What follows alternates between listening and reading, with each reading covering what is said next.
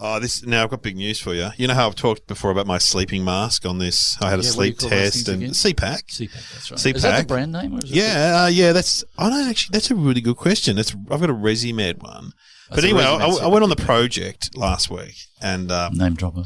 No, yeah, whatever.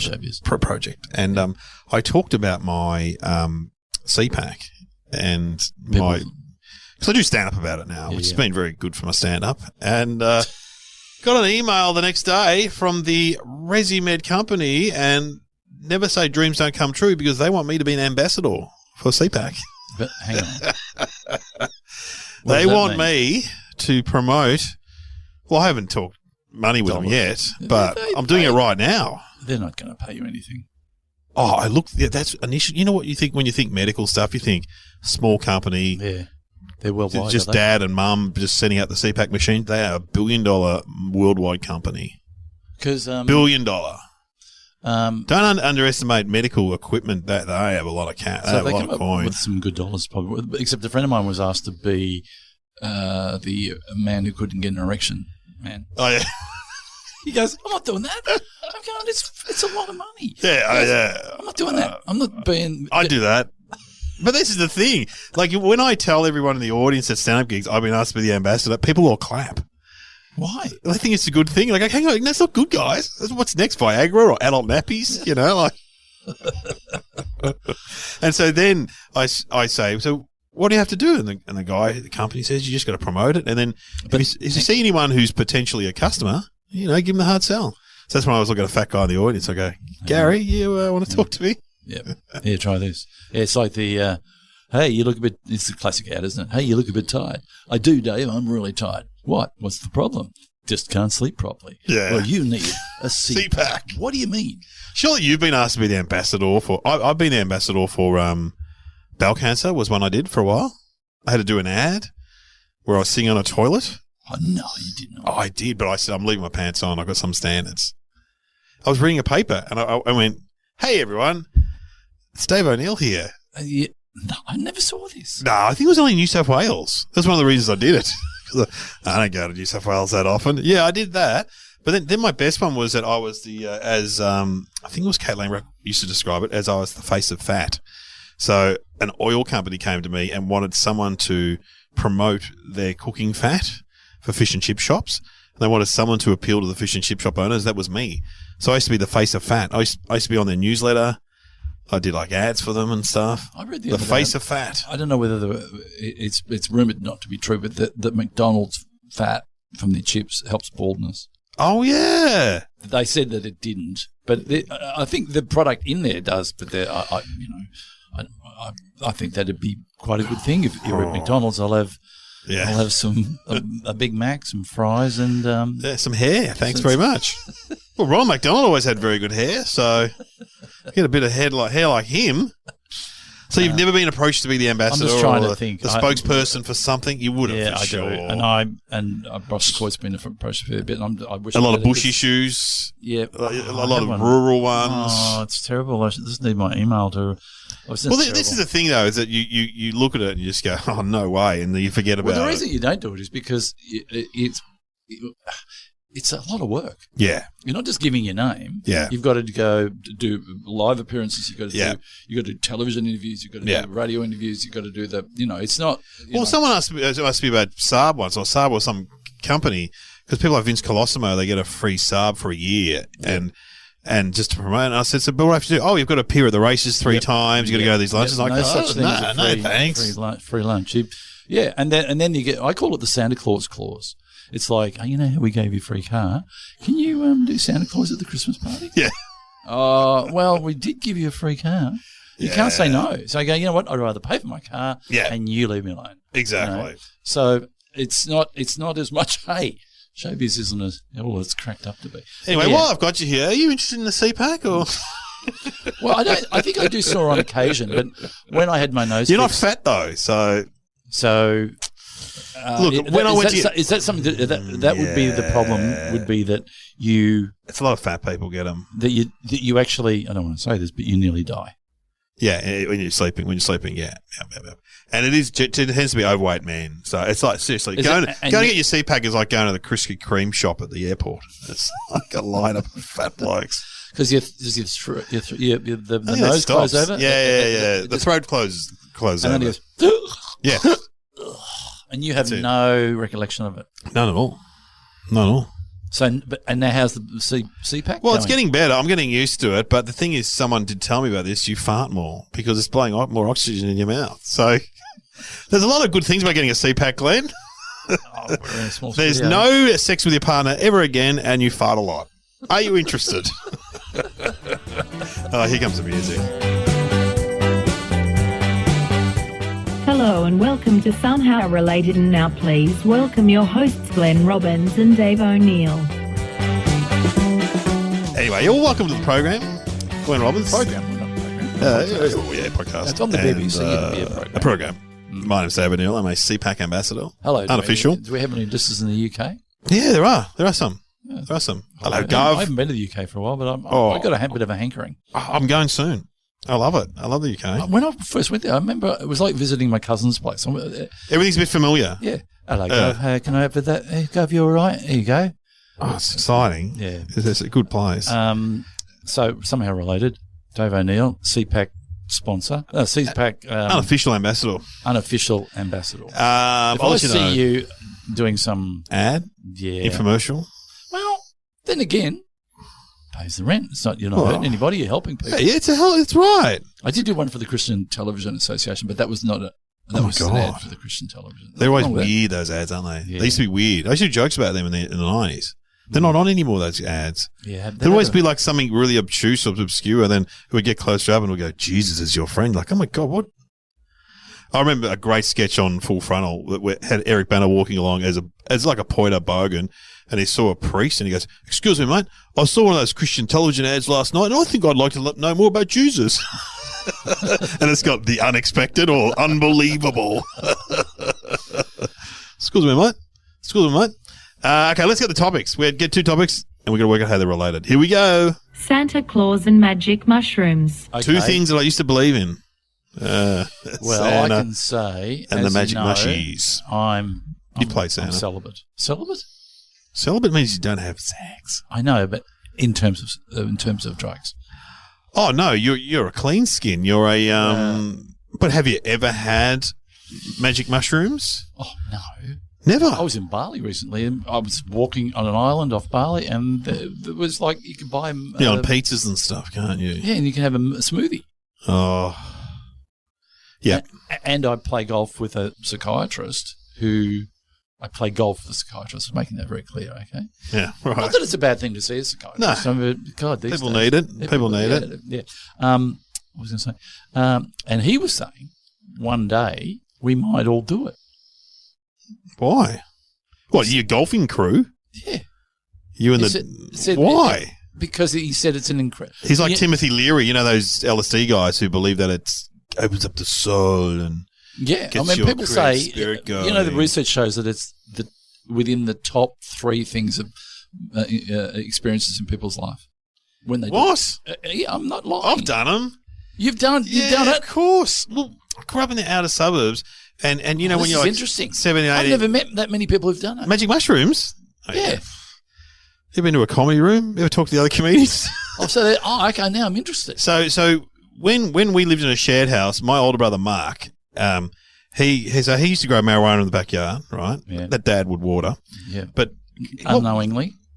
Yeah, it looks like a tomato plant. Yeah. But then what would happen was that being in the suburbs, the word would get around there's marijuana plants. As soon as there was a leaf on it, some kid would jump the fence and steal it. Right? Yeah, right. And so then him and his mates got into magic mushrooms because Warren died or something like that.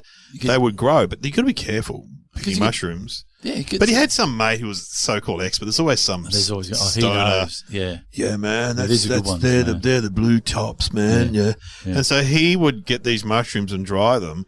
And then we were all sitting around the share house one day, and he's shared house, all men. And he said, nothing to do. I mean, we often had before video games, really, wasn't it? It was before video. We had a pinball machine in that shared house, and you didn't have. Do you have VCR? No. No, so TV? You had a TV. We had a TV, and we had girlfriends. Actually, we went. I don't want You to. were cool. We were cool. We weren't that cool, band. but as Noddy, who was the only one who had a job, there was 5 in the house and 4 on the dole. And he said, when I left for work, you guys were in your pajamas playing pinballs. When I came home from work, you were in your pajamas playing the pinball machine. And in fact, it got so, when we went to the local Centrelink, the guy said, 261 Barkers Road. Oh, yeah. Oh, yeah, there's quite a few of you on the dole in the house. And then he goes, you having a good time, are you, mate? Yeah, thanks. Having a great time. Yeah, And so next step, magic mushroom. yeah, and so we were bored, and we'd either finished uni or had gone to uni, you know, and someone said, let's try magic mushrooms. And so we took them, and then we went bowling, which is the worst thing to do. And I still remember, we got the bus, and we went to the Southern Cross Hotel. It's not there anymore. That's the one where the Beatles went. Yeah, in the city. Yeah. In Melbourne. Yeah. And they had an underground bowling thing. We went bowling, but then the mushrooms started to kick in. About how long? Oh, it took about half an hour. And off your tree? Oh, it's terrible. I hated it. Did you get scared? Yeah, I hated it. I would not recommend it or do it again. Because they say that like 1 in 10 is like horrific. Well, some people don't come back from it. That's the problem with psychotic drugs, is that occasionally it'll open up gateways. Yeah. Yep. Yeah, and so if you have it it's like really bad, like really strong. I don't know if you've smoked a joint lately. I haven't. Smoking one now. There's one over there in the ashtray. Is that what it is? We do this program, dude. Oh, God. But the marijuana that the kids have these days is really strong, as opposed to the stuff that was grown in backyards. But and so I started seeing then we went to a disco. We went to like a nightclub. Still, there were no girls with us, just 4 or 5 guys. And I would see double of people and stuff like that. And then I just went, I got to go. And so I just walked home from the where we were. And well, you know, went they're to using bed. it for. I went to bed, but before I went to bed, I rang my ex-girlfriend. That was a good move. On the landline. Hey, how are you? And it didn't go well? No, I think she actually said, have you been drinking or something? Like, we took magic mushrooms. Anyway, I wouldn't recommend it. They are using it for people medically who are dying, who have a fear of death. Oh, they give it to them. They microdose, and then they do it over 2 or 3 times, and they go up to a full dose. And some people are having an incredible experience, and like an enlightening experience. Yeah, it changes them, so they know that they discover that there's more to it than they first thought, and they get more. I guess they become egoless. Yeah, right. So well, it's not unlike my memory of it. It's not unlike being really drunk, right? But you do feel like I felt like my brain was spinning around in my head. That's what I felt like, and I didn't like it at all. I did not like it at all. Right? Because when you have a few drinks, and I don't know if people know this, but it starts a chemical imbalance or whatever in your brain, and you relax and stuff. It's a similar vibe, but then it just gets really. And did you like the Beatles, movies? Did you see colours? Yeah, yep. Colours, throbbing stuff. Yep. Yeah. But so you didn't take anything away from it in any way? No. Yeah, my only takeaway was never do it again. Yeah, but maybe you're in the 10% who have, but it didn't harm you. No. It didn't make you become. No, I didn't go psychotic or anything. No, not at all. Anyway, I'm reporting you to the police anyway. Yeah, it's illegal. It's illegal. Yeah. But that's interesting because some people say it's a blunt instrument as far as medically. Yeah. It's kind of random, but for some people incredible. I have a friend of mine who goes away and he has it every time he goes away. Oh, really? Yeah. Yeah, and they love it. They go to Bali, and that's part of apparently doing the business on it. Right, yeah. Right. Having the adult horizontal dancing. Yeah, yes. Closest I got was bringing my ex-girlfriend. Apparently. Apparently that's amazing, is it? Yeah, apparently. Oh, okay. Yeah, anyway. Oh, like when you're drunk? No. Yeah. I wonder if Sam's ever done Foster's flop. I wonder what Sam thinks about psilocybin. Yeah. Oh, well, magic mushrooms, yeah. Magic mushrooms. I don't know. Cake. If there are kids out there listening. I wouldn't do it. I wouldn't do it. But I understand that when you're young and that you're because see, you know what? In our day, it was very hard to get drugs, so we didn't know anyone with drugs. These days, it's much easier to get drugs, and so these days, kids are taking pills like ecstasy and that. That wasn't around when we were young. No. None of that stuff was around. There was marijuana and magic mushrooms, stuff from the ground. Research is coming out now that they're showing that most people when they have an addictive drug, and again, I shouldn't be quoting on this, that was on a podcast, so it must be right. It must be right. That they don't get addicted, but there's a small percentage. Yeah, they do get addicted. Oh, it's definitely. Same with alcohol. Yeah, Same with alcohol. Yeah. So, and they're saying that a lot of the time it's not just people who are idiots trying to have a good time. They're actually dealing with mental illness and pain. Well, that's the thing. Yeah. So therefore, underpinned all of this, and there is a role, they say, for heroin, because, I mean, if you go into hospital, you get morphine. You're having a form, the same sort of, a similar sort of drug. So your nana, who's having a bit of pain with her hip, bit of morphine. She's loving everybody. I had morphine not that long ago, and I just felt like you liked it. I liked everybody because you know what I'm like. I don't like anybody. Yeah, and it made you a lot happier and stuff. Well, I was in hospital and they gave it to me, and I went, I'm in the right place. You went in an opium den. Yeah, and I had morphine, but it made me vomit when I was in hospital. I didn't like it at all. Don't tell me that, because they did tell me that. Yeah, it made me vomit. I was fine with it. I was just freaked. And then I went home and someone broke into my car. It was probably you. You're probably a junkie. You didn't know. Broken into my own car. Oh, mate, I was trying to steal some stuff to get some more heroin, but shit! It's a terrible drug. I stole something from myself. It's a terrible drug, but once you get to about 85, might as well get on it. Yeah, get on it. I should tell my dad, Kev. Yeah, get on the bloody heroin, mate. Oh, yeah, look. Anyway, so you already own a tracksuit. I bought a new tracksuit. Imagine a pensioner heroin addict. G'day, mate. How you going? Oh, bloody Kevy's always hanging around the RSL, asking for money, hocking his medals. Not again. I want to buy you a second wheel. Oh, I'm going to get the train to Box Hill. You're not, Kevin. Tell us the truth. Tell us the truth. Okay. So, again, this is intriguing. I love it when Santa. You've played Santa. We've heard about you as Santa spitting on children. Yes, I did spit on children and upset everybody. The most I've ever been groped is as Santa. Oh, I played Santa several times. Yeah, I did it for a work group once, and I did it for... And the girls groped you, obviously. I'm not saying the guys groped you. The guys had a crack too. And then I did it for the kids' Kinder Day, where I got replaced next year by an opera singer. It's quite hurtful. It is hurtful, isn't it? Well, the problem was I got to the Kinder, and this is when my oldest was like 4 and... 14, late developer. No, so he was 4, and the woman goes, I just get there, I'm like, I'm chatting to everyone, and the kids are singing songs, and she goes, you're on after the next song. You're on after, what? Yeah, what song do they sing? One of the big ones. Reindeers are coming to town or whatever, and it was only like 3 minutes to get changed in my outfit, and I hadn't worn the outfit before, and I put it on, and honestly, and then the song finished, and she's like, you're on. So I had to run out with this sack, and my pants fell down. And so I could hear like an audible gasp, and one woman sort of screamed. And then I heard my son, and I said, and anyway, I pulled him up, and I'm like, oh, ho, ho, ho, do, do, do, do, do. And then anyway, I had to give out the presents to the kids. Yeah. They all had a book each, right? Yeah. And then on the way home in the car, my wife goes to my son, what did you think of Santa? And he goes, yeah, he had the same undies that Dad's got. And then the next year they got the opera singer to do it. You know the big giveaway though, the tip for a good Santa outfit is the sideburns. Because you got the beard. Oh yes. Is that because sometimes the hat doesn't match up with so you got to pull the hat right down to cover up your ears but if the hat's too high, you're going.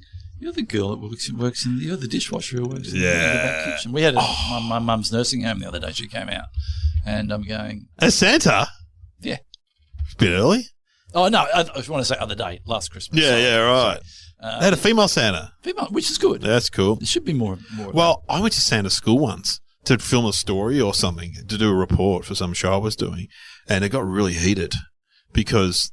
So these are all the guys that did Maya and stuff, Santas, right? And so they're like they're all fat old guys, right? Yeah. That do Santa. There was about 30 of them, and they've got to go to this training day, right? Yeah. And then one stood up and said, look, are we going to do anything about the air conditioning in the grottos? Oh, yeah. Because last year, and some of the Mrs. Clauses were there as well, and the elves. Yeah. And last year, I was there at whatever, Chadstone or wherever, I can't remember.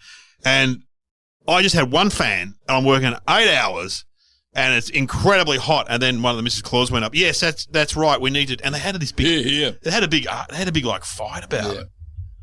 And the representative's going, okay, guys, let's just calm down here. I'm not calming down. I'm bloody Santa Claus and I'll stand my ground. Yeah, all I want for Christmas is an aircon because that's hard work doing that. Oh, anytime you wear I think there's law in you can't wear a certain costume. Oh. If you wear those ones that are complete body. Like a fat cat or something. Yeah. I remember I was doing a golf charity day and Humphrey Bear was there. Big day, showbiz. Was he smoking out the back? How's it going? No, he was. We went into the change room and he'd taken he was just in his pants. In his furry legs. Yeah. And he had the top off. And he's having a fag going, fuck, it's hot out there, isn't it? And you go, Humphrey. Ease up, buddy. What a wonderful friend is Humphrey. But yeah, it's hard. Anytime you do Santa, it's always going to be hard work. And another thing that occurred to me the other day, if I came to you, right, and I said, got this idea for Christmas. Yeah. Where we get an old guy, right, put him in a costume. He's from the North Pole. Okay, so he's got a big beard and he wears a red outfit and he's got reindeers and everything. And we put him in a big chair and you bring your kids and you put them up on his lap. Yeah, that's weird. You take that to Shark Tank, they knock it back. Yeah, exactly. There we go. Oh, no, I'm out. No. The one from Boost Juice, I'm out. On paper, it doesn't work. No, it's a weird concept. Very weird. And then he comes into your house. Yeah. He comes to your house and leaves presents. So, is it true or not that I believe that it actually goes for because did Coca-Cola have something to do with it? Yeah, they commercialized Santa, so it goes back to Saint Nicholas, doesn't it? And pagan stuff. Okay, so he, you know what I mean? But they grabbed it. And they made the chubby red Santa, the chubby kind of one. The other Santa, the real Santa. Oh, it goes back ages to the. Oh, okay. Yeah. They commercialized it. It goes back to the North Pole and all that, doesn't it? I think in the northern. Yeah, they commercialized it. So he's kind of real, but not real. But it's a story. Obviously. It's a story, yeah. Did some bloke wander around giving away? I think so. St. Nicholas, yeah. So I did something at that time of the year. I don't know. Do you still hold the thread over your kids? Oh, yeah. They still believe in Santa. So we were in the chemist one day, and when my daughter was about 5, and it was around Christmas time, and she was misbehaving, and the woman, the chemist, said, "Tell her that Santa is always watching." Yeah. I said, "Hey, Santa is always watching," and she said, "Good. I want a new bike." Bang. Smashed it. Out of the park. Yeah. Santa, yeah. No, kids still believe to a certain age, yeah. I mean, as I say to the kids, Santa is real. He just has a few helpers. He's very busy. Have you ever read the Raymond Briggs Santa? It's a great book. It's a picture book about Santa, and it's a cartoon as well, where he's sort of like a normal bloke, and he works one time a year, and he goes out, and it shows him delivering, presents in England to the Queen, and it's a good book. So the good thing to do with Santa is if you've got someone who's still a believer in the house, you go, I think Santa was here last night, and you go out and you sprinkle talcum powder on your feet, and it gives you a footprint of snow. And he walked off over there, and we had someone at our house, and I went, I think Santa was here last night, come over, have a look. And she looks and Santa's footprints go, and she goes, "You did that last year?" Cynical. And she goes, "I think I can smell talcum powder." Oh, stop it, come please. on. Yeah, he always eats the biscuit and the reindeer eats the carrot. Yeah. That's what normally happens with old Santa. And don't you leave alcohol? Yeah, you can leave a drink. Yeah, leave a beer. Have you ever been caught putting the presents out? Got close to being caught, yes. Yeah. And what time do your kids get up? Well, it's Christmas Day. They can get up early, 6 or 7. They're pretty good because they're getting older. But are they allowed to open before you come out? No. You got to wait till everyone's there. And what are you talking? Three presents per Yeah, child? No. I mean, this is what I tell my kids. I remember when I was a kid, I got one present. So I remember getting a Thunderbird model, a dinky metal toy. I think I got number 4 or 3. Which was the bluey kind of one. I think it's 3. No, two's the one the pod one. 1 was the rocket. 2. Oh, okay. 3 was 4 was the underwater one. Yeah, that's a good one. I might have got 4.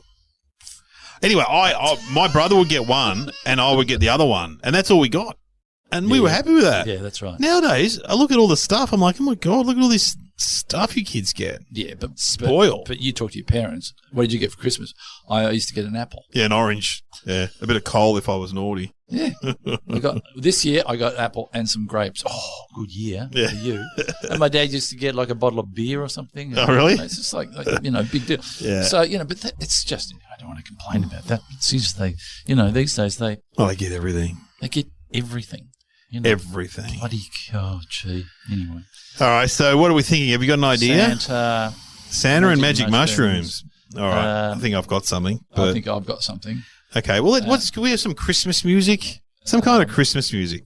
Oh, like ching, ching, ching. Whoa, sorry, don't be racist. What are you talking about? What's ching, ching, ching? Ching, ching, ching. There'll be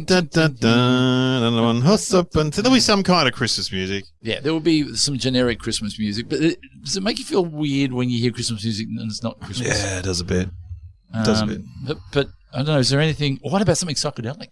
Oh, yeah. Let's do some psychedelic tripping music, man. Bit of sitar. Yeah, bit of... because the Beatles experimented with acid and mushrooms and stuff, and that's where they came up with Sgt. Pepper and all that stuff. And the Beach Boys with Pet Sounds, that was all drug-influenced. Yeah, man. There's a documentary you can make.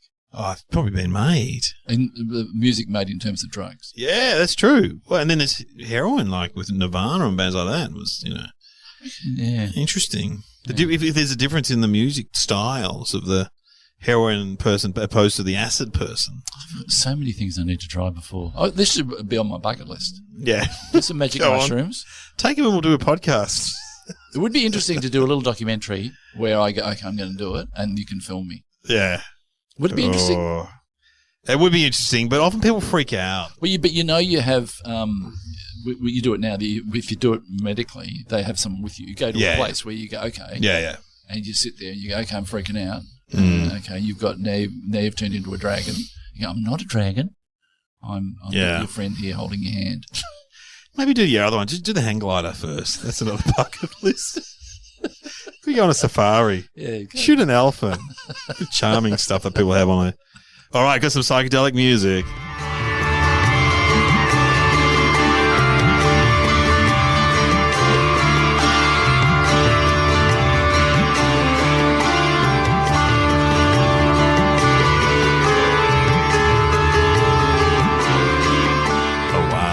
I was back there.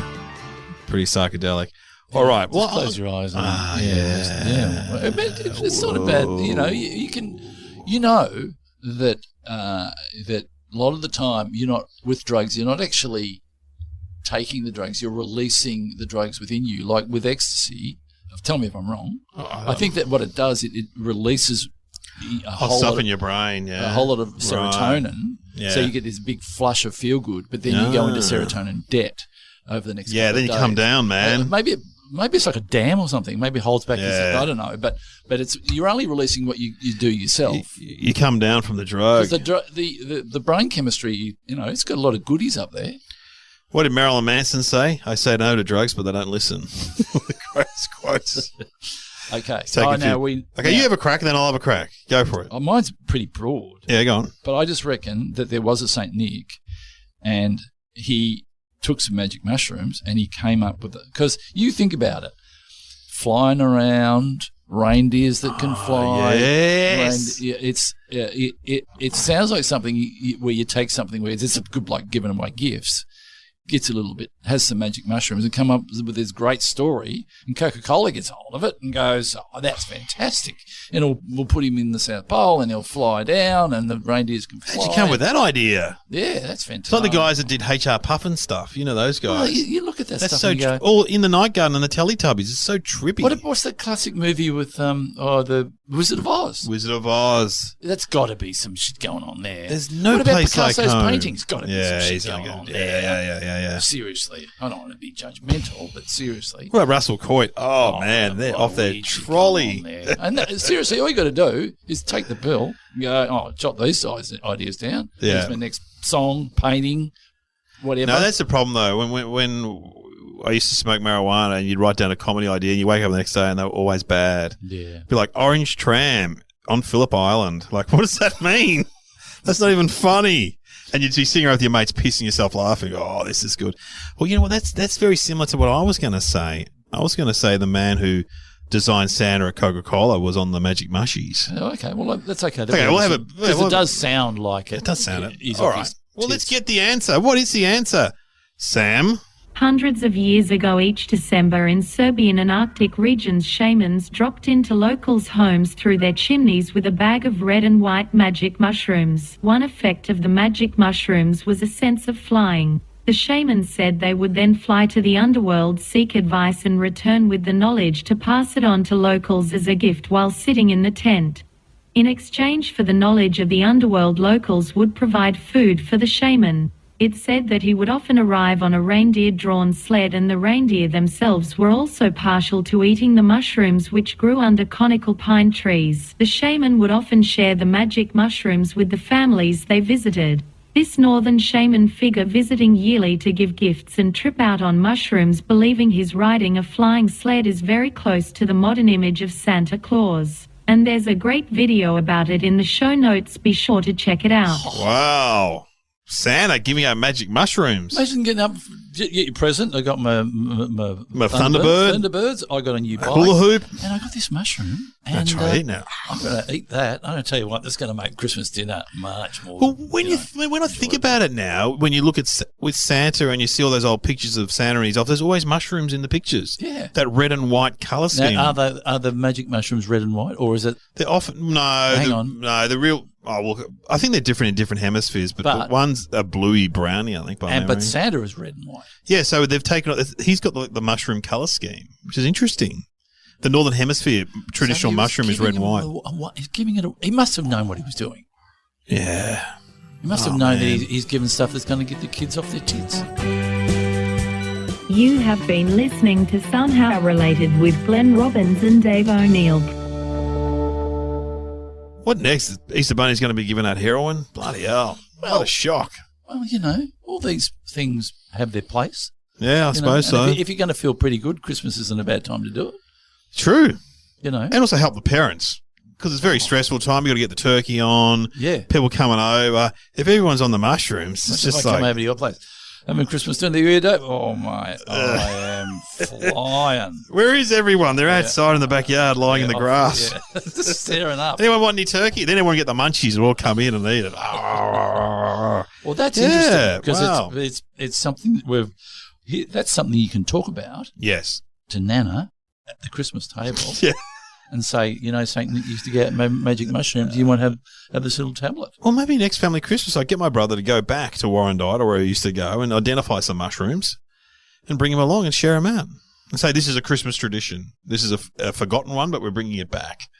Get into it. How do they take them from them when your brother or your friend or your special friend did it?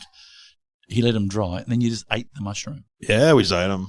You didn't cook them up in a pasta? A friend of mine said he did it, and he got a bit of blotting paper. Oh. That's LSD? That's LSD. That's different again. That's acid, man. LSD. So LSD is different because mushroom is psilocybin. It's the same thing. It's the same similar thing, but the magic mushrooms are from nature, and those ones that your friend got on a little bit of paper are created in a lab somewhere. And what about the ones I have on a pizza? No, they're mushrooms. They're They don't. Seriously. Don't you love mushrooms, though? No, I'm not talking about magic ones. Just normal mushrooms. My dad used to have mushrooms, and he used to stink the kitchen out. He would. Oh, so you don't like them? I do now. I like them as just a mushroom, probably. In a pasta? Yep. Oh, I love mushrooms. Or what about when you have like bacon and eggs and some mushrooms on the side? Yep. Oh, yeah. Yep. Nice. Beautiful. But my dad used to put them in a pot and they become sort of creamy. Oh, yeah. And they had them on toast. Yeah. It's a stink. Yeah. My dad used to have braised steak and onion. Did he get them out of a can? I bet you got them out of a can too. Oh, no, we used to go mushrooming. Oh, yeah, mushrooming? I was good, yeah, I could. And, of course, you have to know what a good one and a bad one is. And the good ones had the brown underneath, didn't they? I don't know, but you got to be careful. People died in Melbourne 2 years ago mushrooming. Yep, they died. Someone died. Yeah, but they fell off a cliff. Yeah, okay, yeah, right. They took the magic ones and walked in front of a train, but sure. So they ate something and they died. Yeah, they ate, Ate the wrong ones. Yep. So it's a bit of, you got to be careful. It's Russian roulette. Oh, well, they had a mushroom expert on the radio the other day and said, you just got to know what you're doing. It's just... But when you say know what you're doing, you got to, is there a chart? Can you look it up? Yeah, you can. So if you're going to go at mushroom. There are poisonous ones. That's the problem. But see, your dad would, because that's old school, there was obviously no internet back then, it would have been passed down to him from his dad or someone, an uncle or someone, or a mushroom farmer, and said, these are the good, you've got to get these good mushrooms. I reckon. Where did you go mushrooming? It was usually winter, long grass-ish, and they come after rain, don't they? Yeah. A good solid rain. It was usually up around central Victoria. What a dad for you. going to go mushrooming. Do you reckon when all the vegetables get together, they go, like potato goes, I made chips, and bananas go, like, I'm so versatile. I'm popular. I can be dipped in chocolate. And then mushroom goes, hey, fuck off. I can blow people's brains out. Yeah, mushrooms. Yeah, Eat one of me and say goodbye. You'll be on a trip. I don't think carrots are doing that. Right, you're not part of the club. Yeah, get out. You're in a different section. Yeah. That's like that great joke, where the mushroom goes. It's not a great joke. It's a kid's joke when he goes to the nightclub and the bouncer goes, "You can't come in." No, mushrooms have their own night. He goes, "What do you mean? I'm a fun guy." Hey! Should we get out on that? Your animal handler would have laughed at that. Oh, fun guy. Love it. You didn't hit fun guy. I'm a fun guy. Yeah. Oh, no, it's fun guy. I'm a fun guy.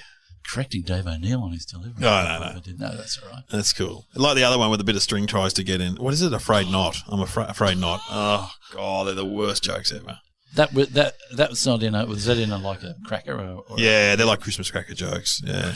You know why they're bad, don't you? Why? They're puns.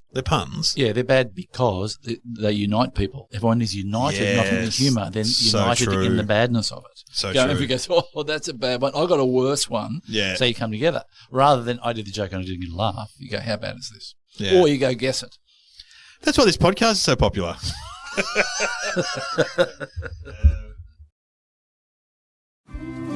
Interested in new books? Subscribe to Chapter 1. Chapter 1 is a new podcast with me, Nellie Thomas. Each episode, you'll hear the first chapter of a new release book from top publishers. Subscribe and listen to Chapter 1, a new podcast with me, Nellie Thomas. Search for Chapter 1 where you're listening now.